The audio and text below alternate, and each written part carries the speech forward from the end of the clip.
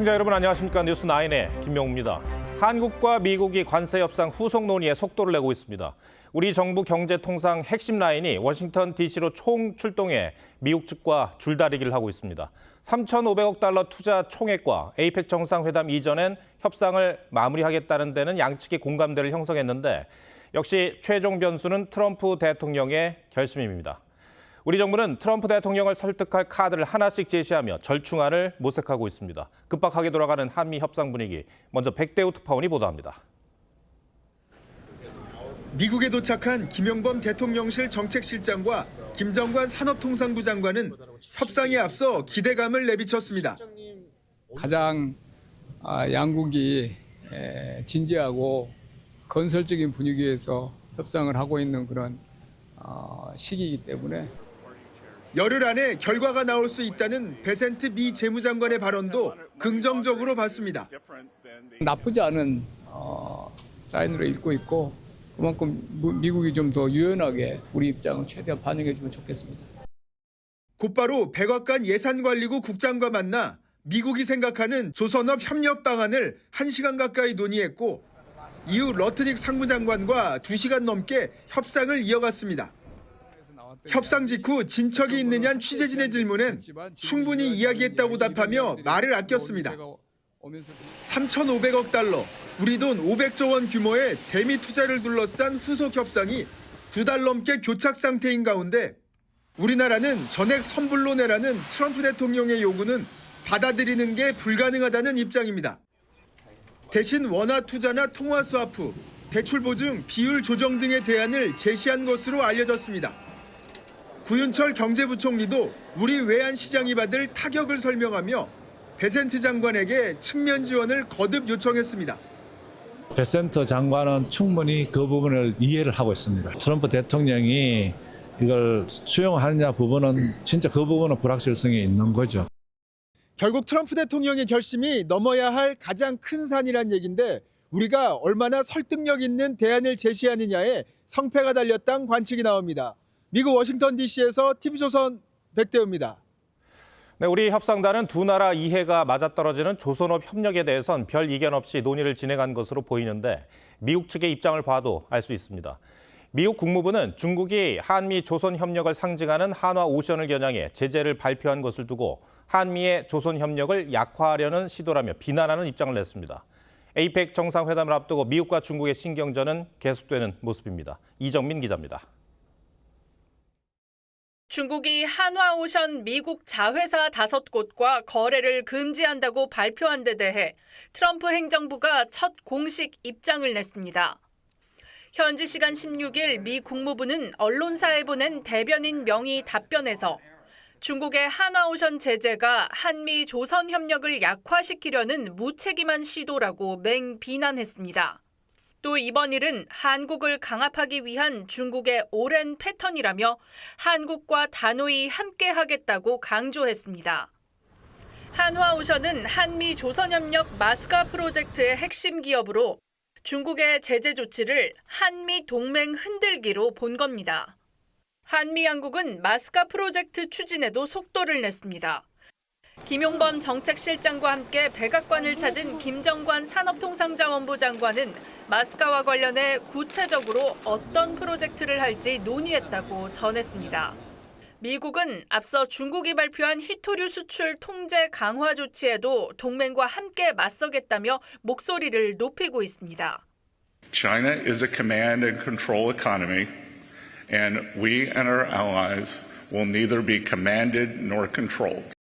이런 가운데 미국 마이크로소프트와 구글 등 IT 기업들은 중국산 부품 제외를 추진하고 나서 무역 패권을 둘러싼 미중 간 힘겨루기 여파가 커지고 있습니다. TV조선 이정민입니다. 네, 이달 말 열리는 에이펙 정상회의 때 미중 정상이 모두 한국을 찾을 예정이죠. 정부는 양국 정상 모두 국빈 방문 형식으로 예우하기로 결정했습니다. 특히 트럼프 대통령은 멜라니아 여사 없이 방한하는 것으로 확인됐는데 단독 방문에 국빈 의전을 적용하는 건 이례적입니다. 의미가 뭔지 최지원 기자가 취재했습니다.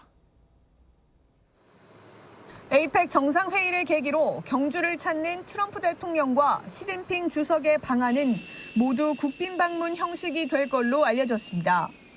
다만 펑리위안 여사와 동반 입국하는 시진핑 주석과 달리 트럼프 대통령은 멜라니아 여사 없이 홀로 방한하는 걸로 확인됐습니다.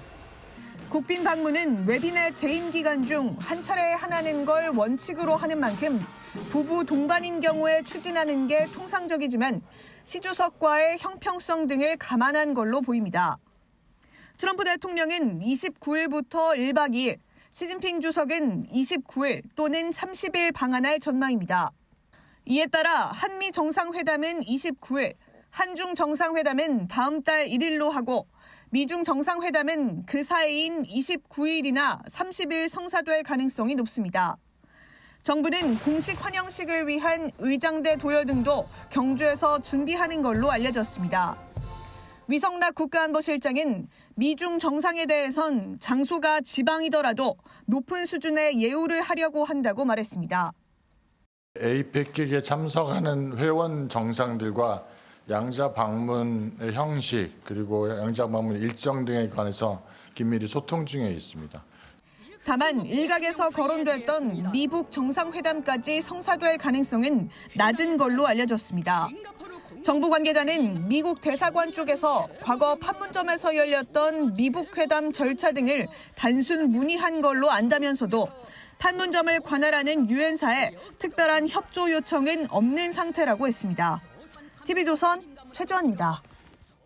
캄보디아에 구금된 한국인 60여 명이 전 세계로 내일 한국에 도착할 것으로 보입니다. 이들에 대한 조사가 이뤄지면 어떤 일을 했고 무슨 일을 당했는지 등 현지 상황을 더 구체적으로 알 수 있을 것 같습니다. 캄보디아 당국은 지난 8월 고문으로 숨진 한국인 대학생을 조만간 부검할 예정인데 저희 취재진이 시신이 안치된 사원을 직접 찾아가 봤습니다. 캄보디아 프놈펜에서 황재영 기자가 보도합니다. 캄보디아 프놈펜의 한 사원 앞쪽에 철제 운반대와 화장로가 놓여 있고 다른 한쪽엔 흰색 뼈 조각들이 수북하게 쌓여 있습니다. 지난 8월 캄보디아에 감금돼 고문을 당하다 숨진 것으로 알려진 한국인 대학생 박모 씨의 시신도 이곳에 안치돼 있습니다. 캄보디아 당국이 다음 주 박 씨의 시신을 부검할 예정인데 우리 경찰도 부검에 입회할 수사관을 보내기로 했습니다. 또 캄보디아 수사당국에 구금됐던 한국인 60여 명이 현지 시간으로 오늘 자정 한국으로 송환됩니다. 캄보디아 당국에 구금된 60여 명 전원을 데려오는 것으로 추진하고 있습니다. 충분한 수의 우리 경찰 인력이 그 전세계편으로 오늘 저녁에 인천을 출발합니다. 이들은 모두 피의자 신분으로 국내에 도착하는 대로 경찰 조사를 받을 예정입니다.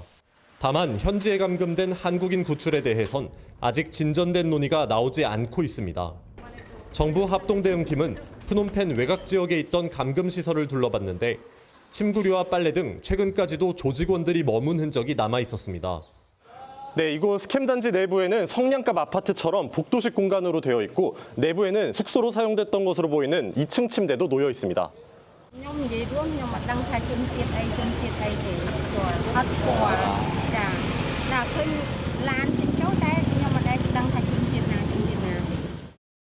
현지 범죄 조직이 빠르게 근거지를 이동하면서 보다 신속한 대응이 필요하다는 지적이 나옵니다.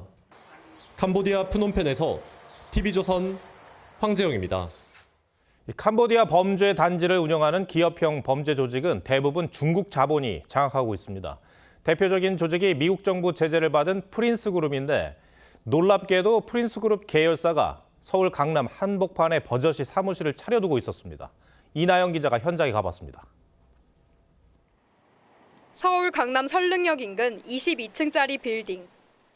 16층에 올라가니 킹스맨이라고 적힌 사무실 문이 보입니다. 현재 사무실 문은 굳게 닫혀 있고 안에도 인기척이 없습니다. 어제인지 그제인지 점심시간 때 식사하러 나가는 거더라고요. 그때 남자 2명인가 3명이 그랬어요.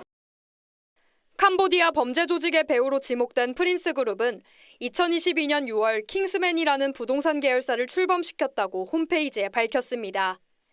캄보디아 범죄 집단의 계열사 사무실이 강남 한복판에 있는 겁니다.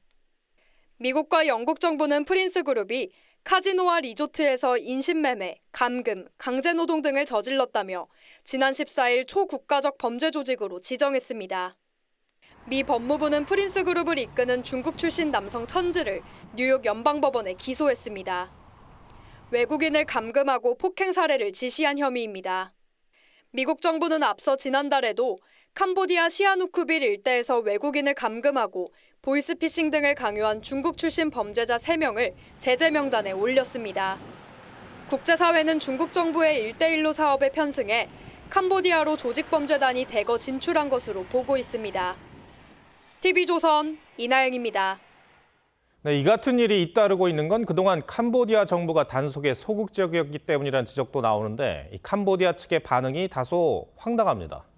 캄보디아 총리는 어제 김진아 외교부 2차관을 만나 캄보디아를 부정적으로 조명하는 한국 보도들이 우려된다고 했고 우리 정부가 취한 여행 경보 조치도 낮추라고 요구했습니다. 또 외교적 결례로 지적될 만한 발언도 있었다는데 자세한 내용은 이채연 기자가 전해드립니다.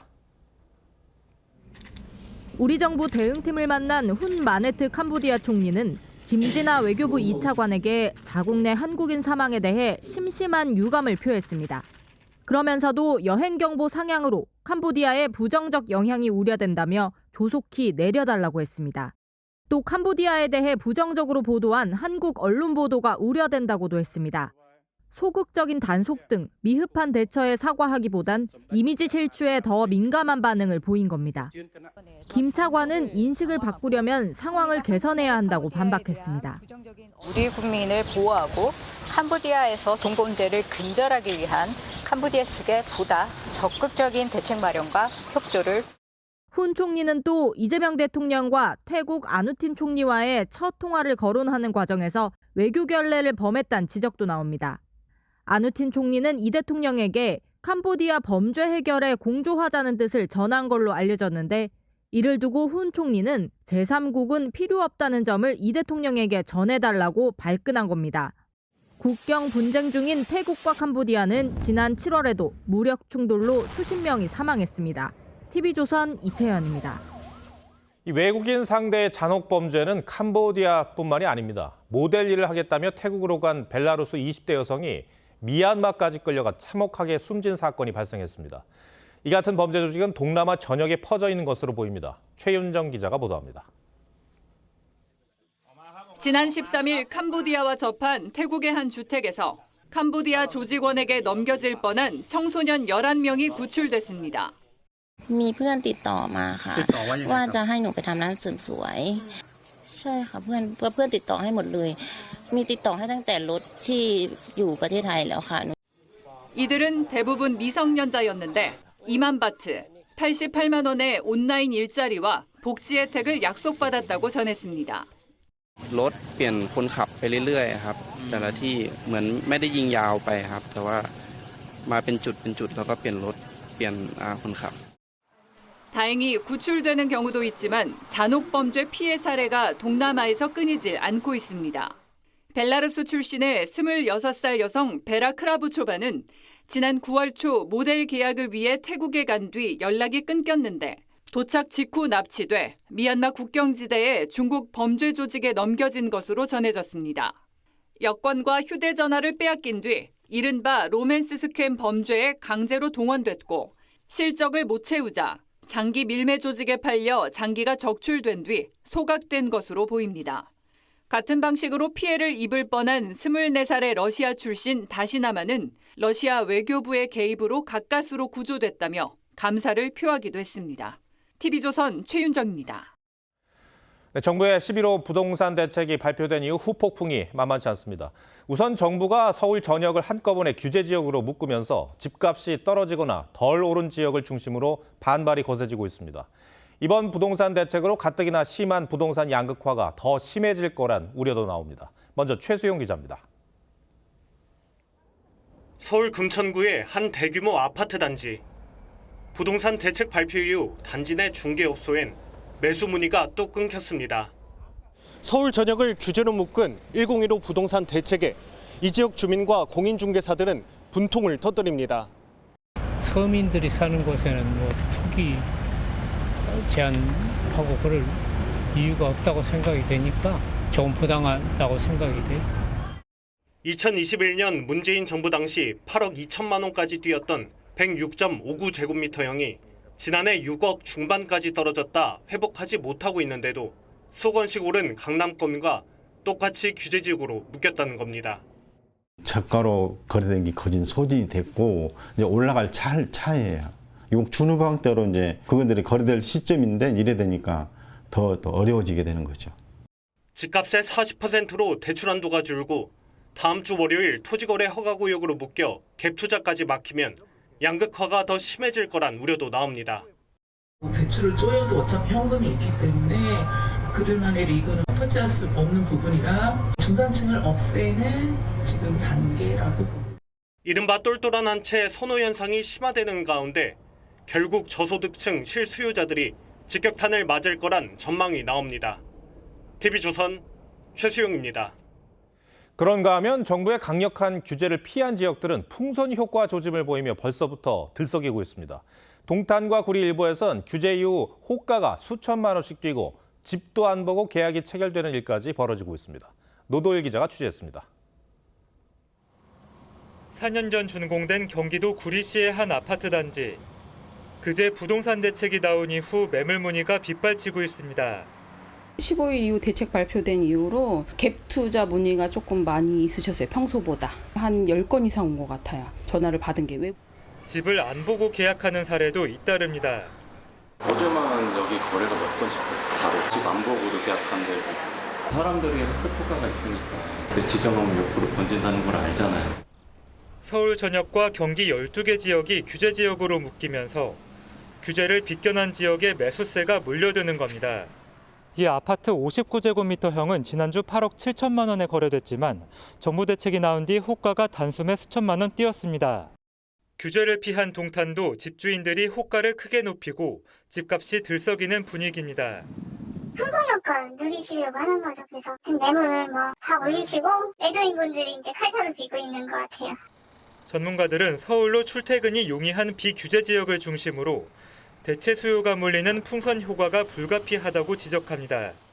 지하철 연장선이 이미 구축되어 있거나 GTX 노선이 개통되어 있거나 그쪽은 풍선 효과의 여지가 있을 수 있겠다라고. 지나친 규제 위주의 정책이 부동산 시장을 더 불안하게 만든다는 목소리도 커지고 있습니다. TV조선 노도일입니다. 정치권은 이번 부동산 대책이 내년 지방선거에 미칠 파장을 예의주시하고 있습니다. 특히 야당은 이번 대책이 서울 추방령이라며 연일 강도 높은 비판을 쏟아내고 있는 반면 여당에선 선거에 악영향을 미칠 가능성을 경계하는 분위기가 감지됩니다. 여당 내에선 추가 공급 대책이 나와야 한다는 요구도 적지 않습니다. 한송원 기자가 보도합니다. 민주당 정청래 대표는 사흘째 부동산 대책에 대한 언급 없이 주가 상승으로 국민 행복 시대를 열겠다고 했습니다. 경제 도약을 위한 이재명 정부의 노력을 주식시장이 증명하고 있습니다. 어제 빚을 내서 집을 사게 하는 것이 맞는 것이냐 발언으로 논란이 됐던 김병기 원내대표는 추가 언급을 하지 않았습니다. 하지만 당내에선 집값 하락세인 강북권까지 묶은 초고강도 규제에 내년 서울시장 선거는 어려워졌다는 푸념이 나옵니다. 서울시장 출마를 준비 중인 전현희 의원도 이번 대책이 고육지책이라면서도 공급 대책 필요성을 언급했습니다. 내 집 마련을 위한 부푼 꿈을 안고 살아가는 우리 청년들과 그리고 서민들의 내 집 마련의 꿈을 꺾어서는 안 됩니다. 서울 도봉이 지역구인 국민의힘 김재섭 의원은 2021년 오세훈 시장의 재보궐선거 승리는 문재인 정부 부동산 정책에 대한 국민 분노 때문이었다며 비슷한 전망을 내놨습니다. 저는 그냥 서울을 포기한 거라고 생각합니다. 민주당이 이거는. 그래요? 그렇지 않고서야 이 정도 무모한 정책을 내놓을 리가 없죠. 국민의힘 지도부도 서울 추방령, 청년 서민 죽이기라며 잘못된 대책이라고 비판했습니다. 중산층으로 진입할 수 있는 길 자체가 막혔습니다. 현금 부자만 웃고 청년과 서민은 벼랑 끝으로 앞으로 전국의 집값은 폭등하고 서울시를 포함한 여야정 사자 부동산 협의체를 제안했던 국민의힘은 당 차원의 TF를 구성해 자체적인 대책과 대안을 제시할 예정입니다. TV조선 한송원입니다. 이 같은 분위기가 어떻게 여론에 반영될지 좀 더 지켜봐야겠습니다만 오늘 나온 갤럽 여론조사에선 눈에 띄는 대목이 있습니다. 정당 지지율은 여전히 민주당이 국민의힘을 크게 앞서는데 내년 지방선거 전망에 대해선 서울 수도권과 충청권에서 모두 오차범위 내 접점인 것으로 조사됐습니다. 어떤 의미가 담겨 있는 건지 계속해서 고승현 기자가 보도합니다. 3주 만에 발표된 한국갤럽 여론조사에서 정당 지지도는 민주당 39%, 국민의힘 25%로 추석 연휴 전과 같이 14%포인트 격차를 유지했습니다. 하지만 내년 지방선거에서 여당과 야당 어느 후보가 더 많이 당선돼야 하냐는 질문엔 여당이 39%, 야당이 36% 오차범위 내였습니다. 지역별로 보면 서울은 여당 39%, 야당 38%였고 인천, 경기와 대전, 세종, 충청, 부산, 울산, 경남도 박빙입니다. 연령별로 보면 20대 이하에선 야당 후보가 당선돼야 한다는 응답이 40%로 여당 후보 당선을 14%포인트 오차범위 밖에서 앞섰습니다. 반면 40대에선 정반대였습니다. 여당의 승리를 기대한 응답은 62%로 38%포인트 높게 나타났습니다. 지지하는 정당이 없다고 답한 무당층에선 여당 후보가 많이 당선돼야 한다는 응답이 16%인 반면 야당 후보 당선 응답은 35%로 19%포인트 격차를 보였습니다. 이번 조사는 11호 부동산 대책 전후인 지난 14일부터 16일까지 실시됐습니다. 이재명 대통령 직무수행평가는 1%포인트 내린 54%로 같은 조사로는 취임 이후 최저치를 기록했는데 부정평가 이유로 부동산 정책과 대출 규제를 꼽은 응답자가 직전 조사보다 늘었습니다. 한국갤럽은 부동산 대책이 조사 후반부에 발표돼 그 반향을 알기엔 시일이 더 필요하다고 설명했습니다. TV조선 고승현입니다. 법여권에서 전세 계약 기간을 1년 늘리고 계약 갱신 청구권을 한 번 더 쓸 수 있도록 하는 개정안을 발의했습니다. 전세 기간이 3년씩 3번, 최대 9년이 되는 겁니다. 시장엔 어떤 영향을 미칠지 신유만 기자와 따져보겠습니다. 자, 신 기자, 이 법안의 취지가 뭡니까? 전세살이를 하는 서민들의 주거 안정성을 보장해줘야 한다는 취지입니다. 법안은 전체 가구의 평균 거주기간이 7년에서 8년인데 비해 임차 가구의 평균 거주기간은 3년 초반이라고 지적하고 있습니다. 계약 기간과 갱신 기회를 늘려줘서 더 오래, 더 마음 편하게 살게 하겠다는 건데요. 전세 사기를 막기 위해서 임대인의 건보료 납부 증명서 등 재정 상태를 판단할 수 있는 자료도 임차인에게 제시하도록 했습니다. 임차인이 들어와 있는 상황에서 집을 팔 경우에는 매수자에 대한 정보도 제공하게 했습니다. 이 법안이 실제 실행이 되면 전월세 시장은 어떻게 변할까요? 네, 임대인들은 9년 동안 보증금이 사실상 동결됩니다. 계약 갱신할 때 직전 보증금액의 5%만 올릴 수 있기 때문이죠. 이러한 리스크를 고려해 애초에 전세가를 비싸게 책정할 가능성이 높고 아예 전세를 월세로 전환하는 경향도 뚜렷해질 거라는 전망이 나옵니다. 이런 반응은 계약갱신 청구권과 전월세 상한제가 도입됐던 2020년 임대차 3법 때도 나타났던 겁니다. 갱신하는 임대차 계약과 그리고 이제 새로 신규 계약 간의 가격 차이가 엄청나게 나는 거죠. 2중, 3중 가격이 형성되는 거죠. 전세 계약의 월세화를 가중시킬 수 있다라고 보는 거죠. 그러니까 전세 품귀 현상이 심화될 거란 얘기인데 그래도 사람들은 전세를 선호하겠죠. 그렇습니다. 전세는 한 달에 나가는 주거비가 없거나 소액이기 때문에 부담이 적습니다. 반대로 월세는 자금 흐름에서 주거비 비중이 높아질 수밖에 없는데요. 올해 1인 가구 중위소득은 239만 원 정도인데 서울 원룸 평균 월세는 70만 원 수준입니다. 원룸에만 살아도 월 소득의 30% 가까이를 주거비로 쓰는 겁니다. 그동안 전세가 내 집 마련에 사다리 역할을 해온 것도 사실 아닙니까? 네. 전세 세입자는 월 주거비 부담이 줄어드니 그만큼의 돈을 모아서 내 집 마련을 할 수 있었습니다. 하지만 여권에서는 전세가 상승기에는 집값을 밀어올리고 하락기에는 보증금 미반환과 전세 사기를 유발한다며 부정적으로 봅니다. 특히 갭 투기를 야기하는 주범으로 평가하기도 하죠. 하지만 여전히 전세를 원하는 수요를 간과하면 안 된다는 지적이 나옵니다. 2023년 말에 이뤄진 설문조사를 보면 선호하는 주거 형태 1순위는 압도적으로 자가였고 2순위로는 73.7%가 전세라고 답했습니다. 억지로 전세를 없앨라 그러면 겪어야 되는 아픔이 사회적으로 굉장히 클 수밖에 없어서 점진적으로 시장에서 발생하는 수용 가능한 정도의 전세 위축의 구도를 수용하고 받아들이는 게 저는 가장 합리적인 선택이라고 봅니다. 네, 이게 어떻게 연착륙시킬지에 대한 고민도 필요해 보입니다. 알겠습니다. 신유명 기자, 잘 들었습니다.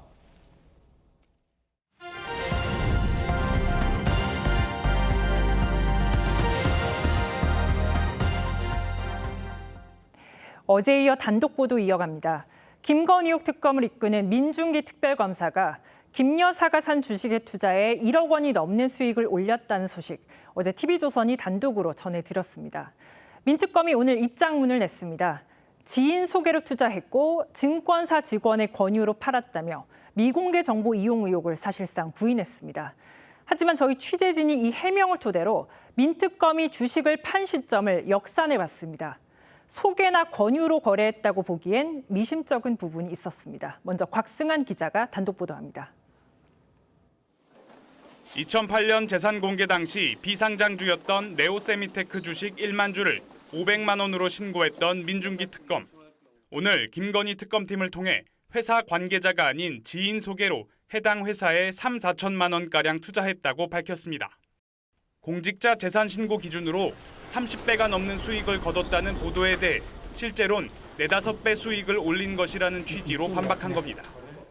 민특검이 증권사 직원의 매도 권유로 해당 회사 주식을 1억 3천여만 원에 팔았다고 한 시점은 2010년. 한 주당 1,800원 선의 거래를 체결했다는 의미입니다. 2010년 이후 네오세미테크 주가 움직임을 분석해보니 주당 1,800원대에 거래할 수 있는 날은 1월과 2월 각각 이틀, 3월엔 11일이었습니다. 2010년 3월 24일 분식 회계 적발로 거래 정지 처분을 받기 전 매매가 이뤄진 셈입니다. 대표이사 오 씨는 회계법인으로부터 감사 의견 거절 통보를 받은 직후인 2010년 3월 3일부터 24일까지 직원 모친 명의로 갖고 있던 주식 22만 4천 주를 24억 4천여만 원에 몰래 판 혐의가 인정돼 징역 11년형을 선고받았습니다. 당시 주당 처분 가격은 1,800원 선으로 민특검과 동일했습니다. 민특검은 정확한 주식 매도 시점을 묻는 취재진 질문에 답변하지 않았습니다. TV조선 곽승환입니다. 민중기 특검은 주식 거래에 대해 해당 업체 대표인 고등학교 동창과의 연관성은 부인하고 있습니다. 하지만 15년 전 이 종목이 상장 폐지된 뒤 열린 국정감사에서 두 사람이 나온 학교인 대전고 인맥에 대한 문제 제기가 있었습니다. 이어서 정민진 기자가 단독 보도합니다. 2010년 10월 네오세미테크 분식회계 사건 책임 추궁을 위해 열린 금융위원회 국정감사장. 대전고 출신인 오갑수 전 금융감독원 부원장과 이근영 전 금감원장이 네오세미테크 관련 주식을 보유한 것으로 확인돼 특혜 논란이 불거졌습니다. 두 분 다 대전고등학교 출신으로 이 오 대표와 다 동문들입니다. 이 회사에서 파격적인 지원을 하고 여기까지 온 겁니다. 당시 이 회사 주식을 보유한 인물 가운데는 현직 부장판사인 민특검 외에 차장검사 출신 양재택 변호사도 있었습니다. 양 변호사는 이 회사 사회이사로 재직하면서 주식 10만 주를 보유했는데 대표이사인 오모 씨와 민특검과 함께 대전고, 서울대 동기로 확인됐습니다. 양 변호사는 일정 기간 주식을 팔지 못하는 보호예수에 걸려 주식을 처분하지 못했지만 민특검은 거래 정지 전 보유 주식 전량을 팔아 1억 3천만 원을 벌었다고 했습니다. 당시 검찰은 해외로 도주했던 대표이사 오모 씨를 4년 만에 붙잡아 자본시장법 위반 등으로 징역 11년을 확정받았지만 당시 대전고를 배계로 한 정관계 로비 의혹은 규명 작업이 이뤄지지 않았습니다. 대전고 서울대 근접자 주식이 생기는 걸 알아요. 근데 제가 보기에는 거기까지 생활이 할 수 있는 상황이. 민특검은 출신 고교 동기동창 간 특수관계 의혹에 대해 회사 관계자가 아닌 지인의 소개로 샀고 증권사 직원의 매도 권유로 팔았다는 해명 외에 구체적 설명을 내놓지 않았습니다. TV조선 정민진입니다. 민중기 특검 의혹을 놓고 야권은 거세게 비판했습니다. 판사 출신인 국민의힘 장동혁 대표는 민특검을 법복을 입은 도적이라고 비난하면서 고발을 예고했습니다. 정치권 반응은 변정현 기자가 보도하겠습니다. 국민의힘 장동혁 대표는 기자간담회를 열고 지인 소개로 투자했고 증권가 직원의 권유로 매도했다는 민중기 특검의 해명은 피해자들을 기만하는 파렴치한 궤변이라고 비판했습니다. 7,000명 넘는 선량한 투자자가 피눈물을 흘릴 동안 민특검은 자신의 배만 불렸다는 겁니다. 이재명 정권과 개딸들의 비호 아래 정의의 사도를 자처하던 민중기 특검의 진짜 모습은 법복 입은 도적, 법비였습니다. 장 대표는 민중기 특검의 미공개 정보 이용 주식 거래 의혹과 함께 양평군 공무원 강압 수사 의혹까지 고발에 나서겠다고 했습니다. 한동훈 전 대표도 민특검을 특검해야 한다고 주장했고 야권에선 민특검이 김건희 여사의 주가 조작 연루 의혹을 수사하는 건 도둑이 도둑을 잡는 격이란 비판이 쏟아졌습니다. 기가 막히게 자기만 이거를 팔고 돈 챙겨서 딱 나간 거예요. 10년, 15년 전에 만약에 특검에서 이런 이슈 나왔잖아요. 자기가 옷 벗고 나갔을 겁니다. 민중기 특검을 후보로 추천한 민주당에선 이번 논란과 관련해 아직 별다른 언급이 나오지 않았습니다. 정청래 대표는 최고위원회의에서 내란 특검을 향해 마지막까지 힘내서 국민의 박수를 받는 특검으로 남길 바란다고 했습니다. TV조선 변정현입니다. 국정감사 소식으로 이어가겠습니다. 국회 법사위 국정감사는 오늘도 볼썽사나운 모습이었습니다. 헌법재판소에 대한 국정감사가 열렸는데 여기에서도 고성과 막말이 오갔고 거친 비속어까지 나왔습니다. 류태영 기자가 보도합니다. 지난 15일 대법원 현장 국감에서 여권 의원들이 대법정 법대에 오른 것을 두고 추미애 법사위원장은 천대엽 법원 행정처장의 안내에 따른 거라고 해명했습니다. 안내자가 법원 행정처장이었고 조롱하고 폄훼하지 않도록 다시 한번 경고드립니다. 하지만 여야 의원들은 고성을 주고받으며 강하게 부딪혔습니다. 조롱당하는 거 조롱하는데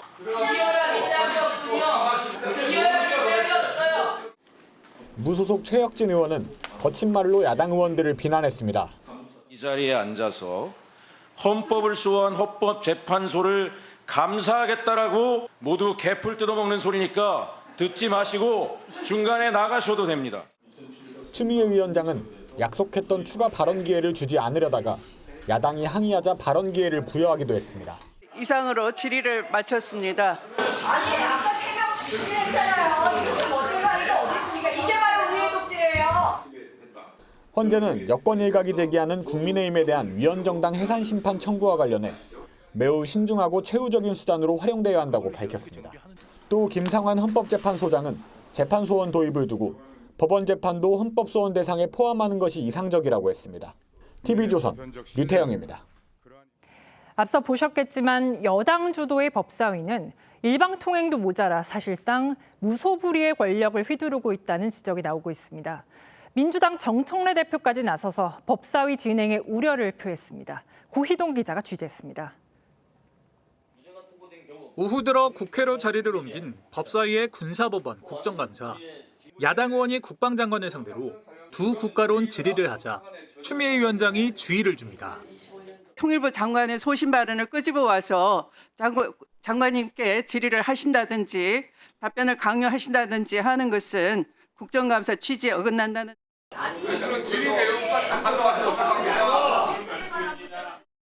어제는 의사 진행에 협조하지 않는다며 야당 의원의 발언권을 박탈하기도 했습니다. 곽규택 의원님에 대해서는 발언을 오늘 제안하겠습니다. 마이크 없다고 말 못할 줄 압니까, 위원장님? 유신 독재보다 더한 것.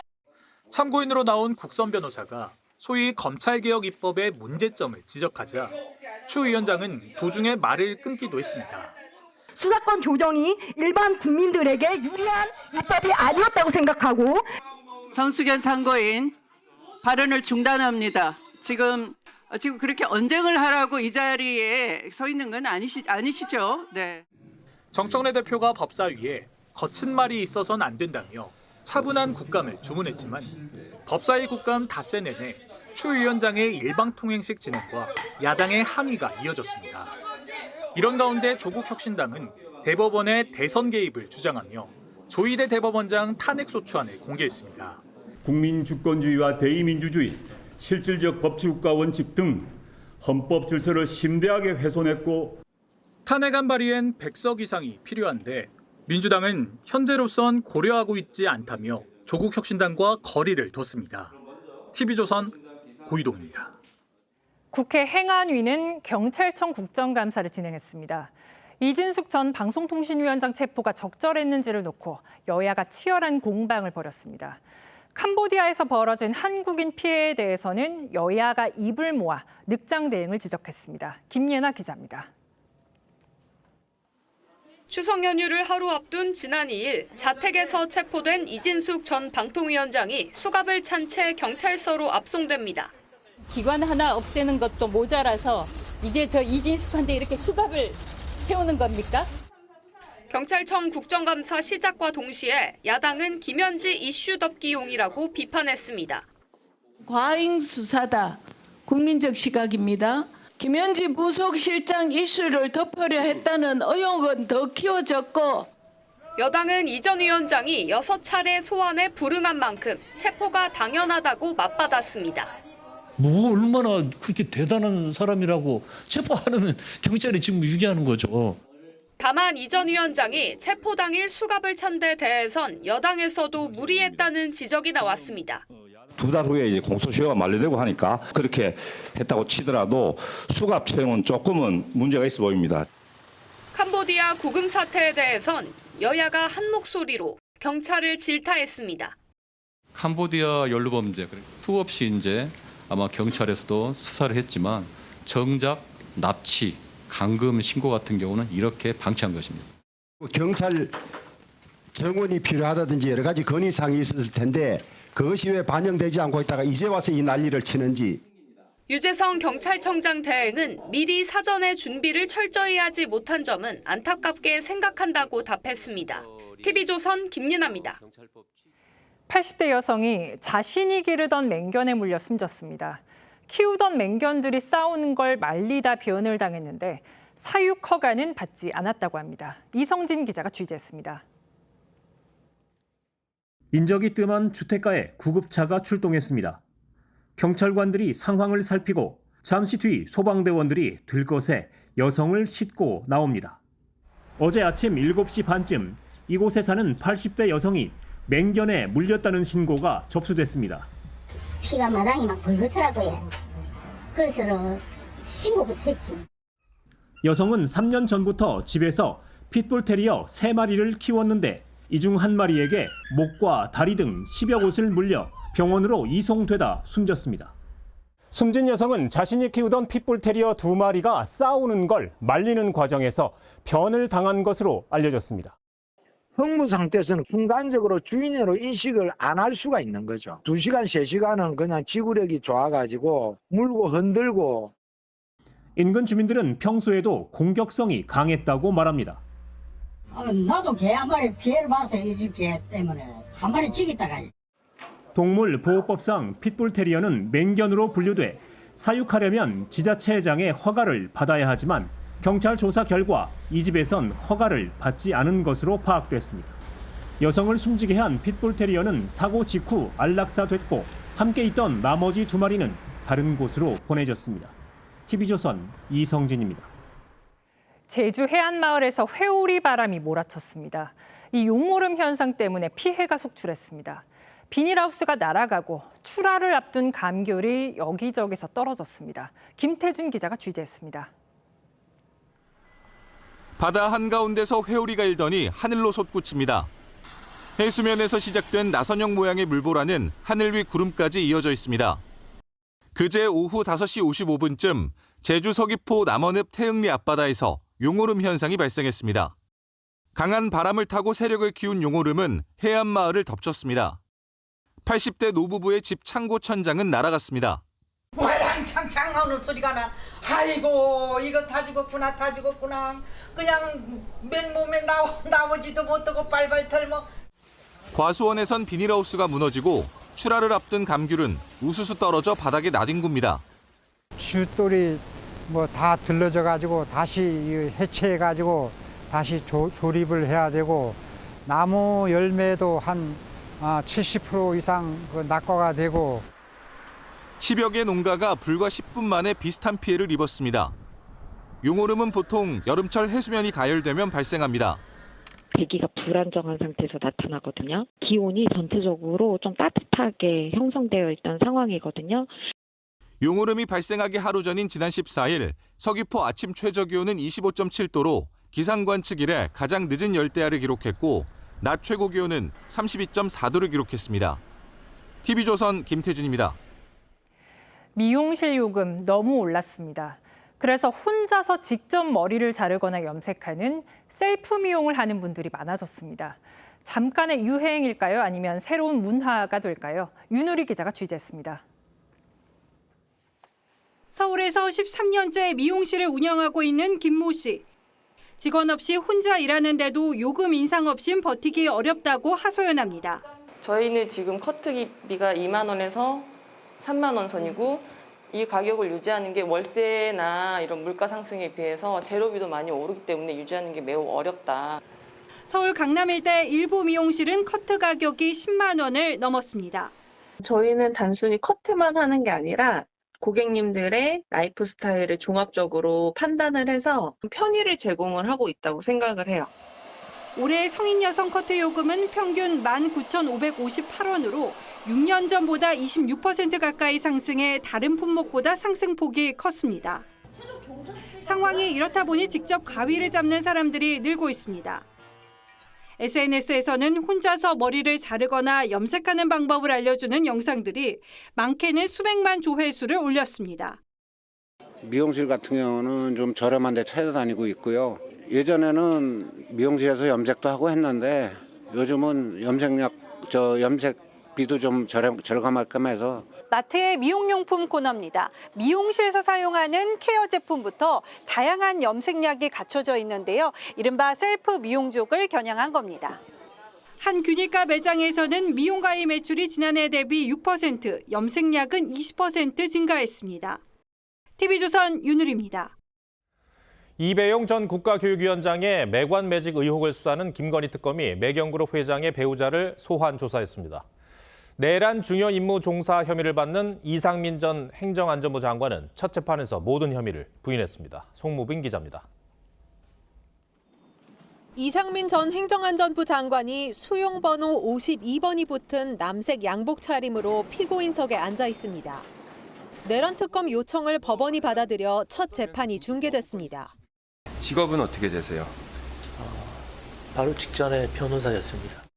특검 측은 이 전 장관이 계엄을 맡기는커녕 윤 전 대통령의 언론사 단전 단수 지시를 따랐고 탄핵 심판에서는 위증했다고 주장했습니다. 소방청 소속 공무원들에게까지 언론사 단전 단수를 이행하도록 헌법재판소에서 거짓으로 증언하는 범행까지. 이 전 장관 측은 혐의를 모두 부인했습니다. 국민들로부터 동의를 받을 수 없다는 취지에서 반대 의사를 명백히 하였습니다. 계엄에 반대했고 단전 단수 지시도 안전에 유의하라고 한 거라고 반박했습니다. 김건희 의혹 특검은 장대환 매경미디어그룹 회장의 배우자인 정모 정진기 언론문화재단 이사장을 참고인 신분으로 소환 조사했습니다. 특검은 정 이사장이 매관매직 의혹을 받는 이배용 전 국가교육위원장과 김건희 여사 간 연결고리 역할을 했는지 확인한 걸로 전해졌습니다. 앞서 특검은 지난달 29일 정 이사장의 사무실과 자택을 압수수색한 바 있습니다. TV조선 송무빈입니다. 세관 마약 수사 외압 의혹 검경 합동수사팀에 파견된 백혜룡 경정을 둘러싼 잡음이 끊이질 않고 있습니다. 백 경정이 수사팀을 불법 단체라고 계속 비판하자 결국 임은정 동부지검장이 백 경정에게 전결 수사권을 주기로 했습니다.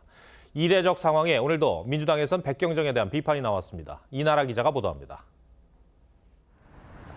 백혜룡 경정은 세관 마약 수사 외압 의혹 검경 합동수사팀에 출근하면서도 불만을 터뜨렸습니다. 구성과 과정이 위법하게 전혀 어떤 절차도 거치지 않는 불법 단체입니다. 그런 곳에 제가 지금 출근하고 있는 것입니다. 이재명 대통령이 검경 합동수사팀에 파견 지시를 내린 상황인데도 수사팀 구성에 대한 반발을 이어간 겁니다. 그러자 앞서 백경정의 셀프 수사는 공정성 논란을 일으킬 거라고 했던 임은정 검사장이 수용하는 모습을 보였습니다. 동부지검은 백경정을 팀장으로 하는 5명 규모의 팀을 꾸려 영장 신청과 검찰 송치 등의 수사 전결권을 주기로 했습니다. 다만 백경정이 당사자인 외압 의혹 사건은 별도의 수사팀이 수사하게 됩니다. 백경정에 대해 여당에선 오늘도 비판이 나왔습니다. 수사팀 자체가 불법팀입니다. 저는 안 들어가겠습니다. 라고 하는 것은 공무원, 경찰의 입장이라는 측면에서 봤을 때는 적절하지 않죠. 동부지검은 경찰 수사관 4명이 파견되는 대로 백경정의 수사팀이 본격 업무에 착수할 것이라고 했습니다. TV조선 이나라입니다. KT가 불법 기지국을 통한 소액 결제 사건을 전수조사한 결과 이미 지난해 10월부터 불법 기지국 접속이 있었던 것으로 드러났습니다. 무단 접속은 서울이나 경기도뿐 아니라 강원도에서도 이루어졌는데 이런 사실을 KT는 지금까지 전혀 모르고 있었습니다. 오현주 기자가 보도합니다. KT 가입자들을 공포에 떨게 한 무단 소액 결제 사건은 불법 소형 기지국을 통해 이루어졌습니다. KT가 현재 남아있는 1년치 결제 데이터를 모두 조사한 결과 불법 소형 기지국 접속은 당초 알려진 것보다 훨씬 이전인 지난해 10월 8일 시작됐습니다. 불법 기지국 수는 기존 4개에서 16개가 추가됐고 소액 결제 피해 고객도 6명이 늘어 총 368명이 됐습니다. 불법 기지국이 접속한 흔적은 강원도에서도 발견돼 강원 원주시에서는 75회의 무단 접속이 이루어졌습니다. 이름이나 생년월일, 성별이 필요한 데 결제할 때 불법 기지국으로 통해서 유출 정황이 되는 건 이제 3가지 정보이고 나머지는 좀 더 조사를 해서 법령에 따라 저장된 지난해 8월 이후 데이터만 조사한 상황이라 그 이전에 피해가 있었을 가능성도 완전히 배제할 수는 없습니다. 불법 기지국 접속이 모두 구속 기소된 중국인 2명의 소행인지 여부도 확인되지 않았습니다. 계속 새로운 사실들이 밝혀지는데 컨트롤 타워에서 제대로 대응을 못하고 조사라든가 대응하는 인력들의 전문성에 이제 문제가. 발표 때마다 피해 사실이 추가되면서 KT의 대응 부실이 또 도마 위에 올랐습니다. TV조선 오현주입니다. 네, 2달 전 해외의 한 해킹 전문 매체에서 중앙부처의 공무원 업무 시스템인 온나라가 해킹을 당한 흔적이 있다는 보고서를 만들었죠. 행정안전부가 이제서야 뒤늦게 해킹 사실을 인정했습니다. 구자영 기자가 취재했습니다. 지난 8월 미국의 해킹 전문 매체 프렉이 공개한 해킹 보고서입니다. 첫 장을 넘기자마자 해커가 우리 외교부와 정부 내부 자료망에 접근했다는 설명이 나옵니다. 접근자로 지목된 해커는 북한의 해킹 공작부대 김숙희입니다.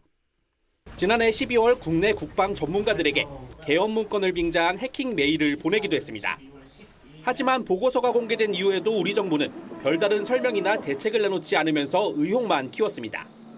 2달이 지나서야 행정안전부가 해킹 사실을 인정했습니다.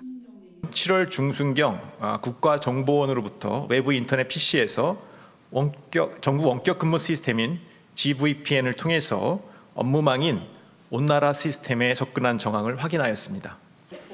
온나라는 중앙부처와 지자체에서 문서 결제와 영상 회의 등에 쓰이는 공무원 업무 시스템입니다. 행안부는 공무원 650명의 전자인증서 자료가 해킹됐고 이 가운데 12명의 자료는 비밀번호까지 유출됐다고 밝혔습니다. 행안부 관계자는 외부 인터넷과 연결된 PC에서 사용자 부주의로 해킹이 발생한 것으로 추정된다고 설명했습니다. 전자서명과 ARS 인증 등 보안을 강화해 추가 피해를 막았다면서 발표가 늦어진 이유에 대해서는 방지 대책까지 함께 담느라 시간이 걸렸다고 해명했습니다. 국가정보원은 해킹으로 인한 실제 피해가 있었는지 조사하고 있습니다. TV조선 구자영입니다. 5선 의원을 지낸 이상민 전 의원의 발인이 엄수됐습니다. 고인은 생전에 진영과 인물을 가리지 않고 직언을 해오면서 미스터 쓴소리로 불렸습니다. 여야 정치권은 깊은 애도를 표하고 있습니다. 이채림 기자입니다. 영정사진 속 이상민 전 의원이 환하게 웃고 있습니다. 지난 15일 대전 자택에서 심정지 상태로 발견됐던 이 전 의원은 끝내 일어나지 못했습니다. 생후 6개월째 걸린 소아마비 후유증으로 다리에 장애가 있던 이 전 의원은 1992년 사법시험에 합격해 변호사로 활동했습니다. 17대 총선 때 열린우리당 후보로 대전 유성구에 출마해 당선된 뒤 21대까지 내리 5선을 했습니다. 지난해 민주당을 탈당해 국민의힘에 입당한 이 전 의원은 진영을 가리지 않는 비판으로 미스터 쓴소리, 만년 비주류로 불렸습니다. 소위 개딸들이 오염시키고 엉망진창하게 만들었다. 특히 김건희 여사에 대한 여러 가지 비판이 굉장히 아주 높아져 있는데 이 전 의원의 생전 마지막 메시지는 사법권 독립이 무너지고 있다며 우려하는 내용이었습니다. 여야 의원들은 고인에 대해 불의에 타협하지 않았다. 차별 없는 세상을 위해 강한 목소리를 냈다고 평가했습니다. 국민의힘 비대위원장 시절 이 전 의원을 영입한 한동훈 전 대표는 지난 15일 빈소를 찾아 오열한 걸로 알려졌습니다. TV조선 이채리입니다.